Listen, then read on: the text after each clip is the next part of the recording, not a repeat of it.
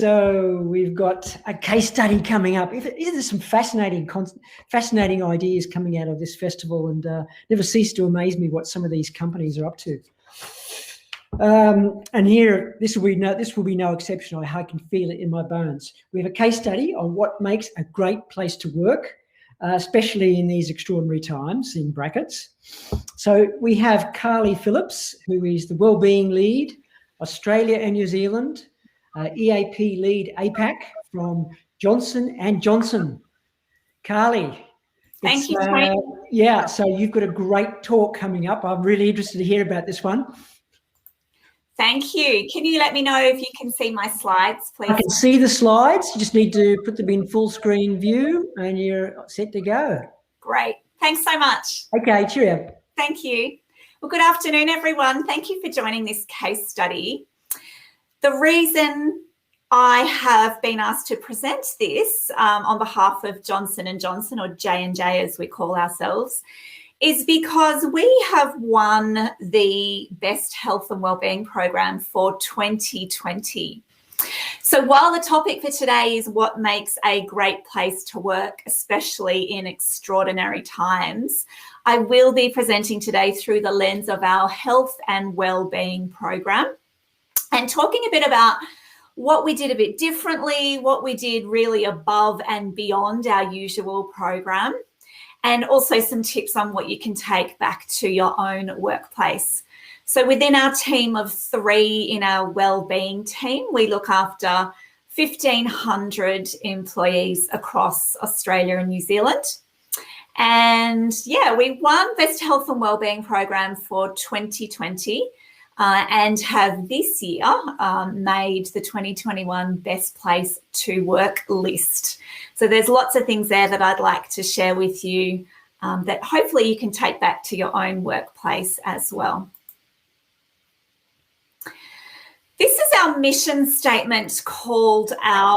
If I could just interrupt you, your slides, if you could press presenter mode to put them into full screen. I can see that on my screen. Can you not see that? We can still see them, but we can keep going like that. That's fine. It's just I can just see the icons on the left. But look, why don't we keep going? We can see them pretty clearly. Try one more time. Thank you, Tony. Okay, cheers.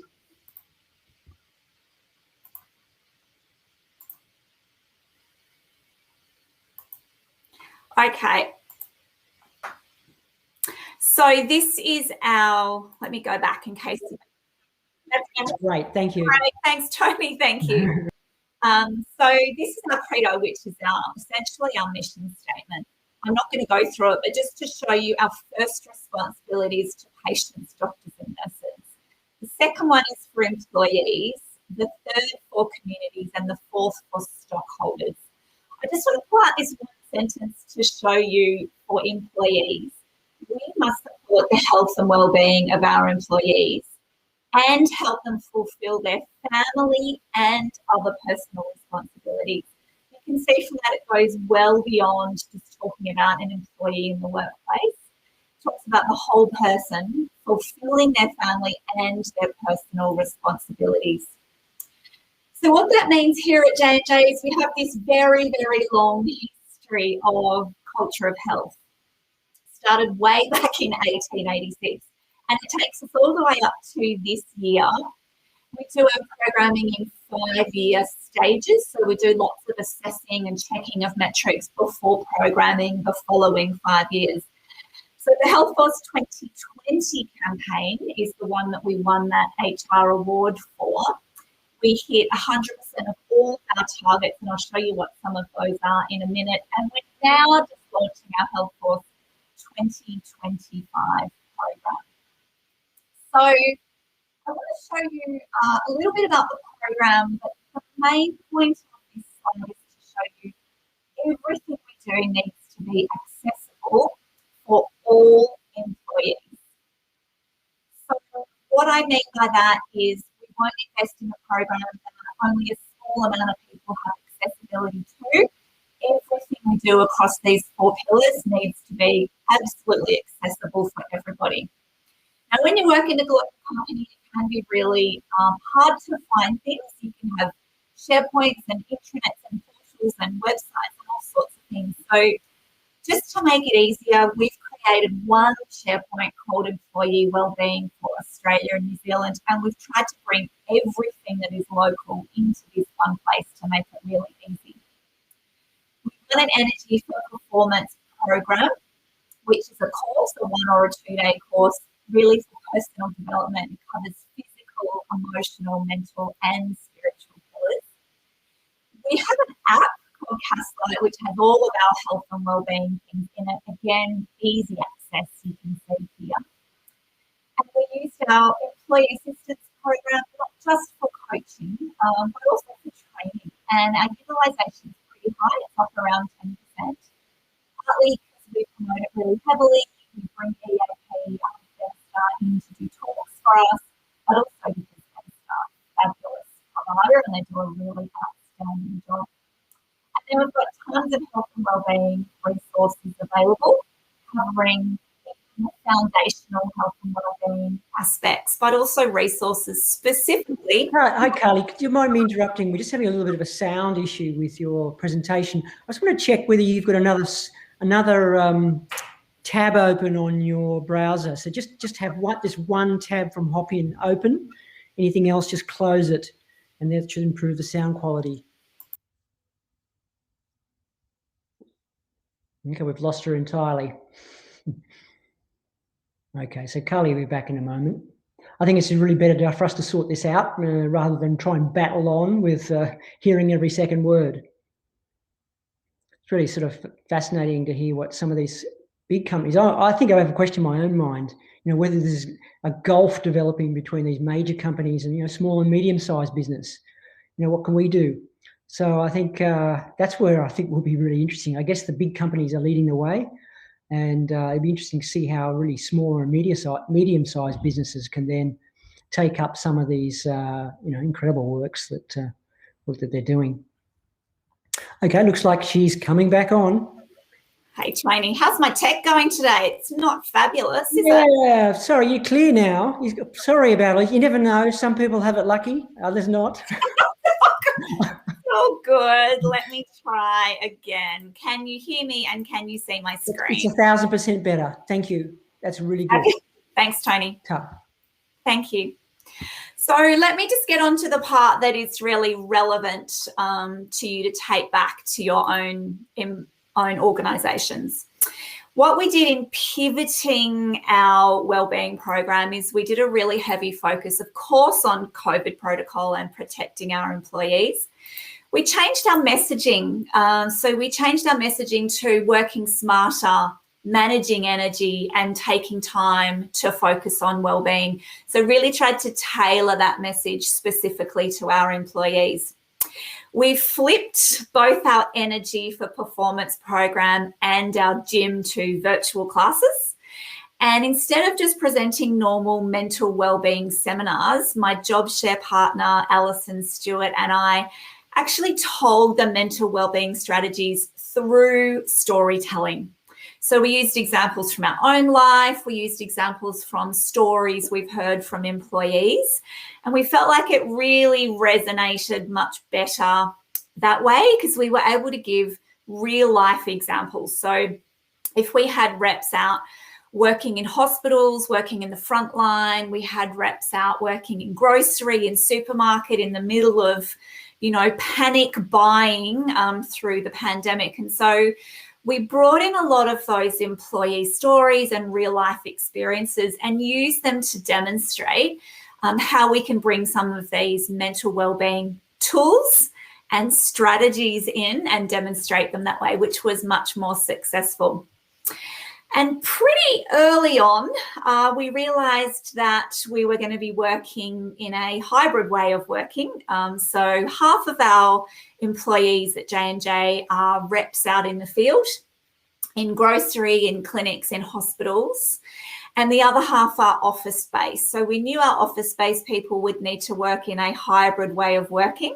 So we brought all of those upskilling capability builds that they would need into one place, which we called At Our Best program.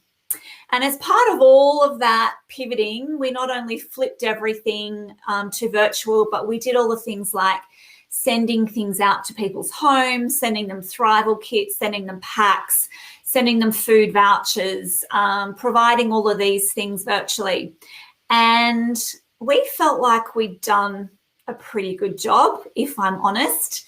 And what happened was still continued to have these really heartbreaking phone calls from employees, particularly in the very long Victorian lockdown last year, where employees just said to us, look, we need more. We're not coping. This is a really long time. Some of us still have to go to work. Some of us are stuck at home. We need more support. So we thought, what else can we do? This is where we kind of switched and we boosted our mental health and really focused on this. And we started to think, what can we do that's a little bit different? So we took our original framework, our mental health strategy, and of course we were still continuing with the promotion, the protection and the support pillars within this framework. You can see down the bottom there, our CEO, Alex Gorski, is constantly talking about. We've definitely got that buy-in from the leadership right from the top, which is great. We then brought in mental health events that were a little bit different. So instead of bringing in trainers or speakers, we actually brought in a storytelling guide to share with our employees. And we shared videos that were really from the heart. So videos of our own employees explaining some of the hardships or some of the difficulties they had been going through. And I think that resonated even more than us having a big show, a big professional trainer or some sort of program. It was just very real and it really resonated with our employees. The other thing we did and we learnt through going through a crisis is that people typically don't pick up the phone to EAP when they're in the middle of a crisis. They are thinking immediate safety day to day. What do I need to do to keep myself and my family safe?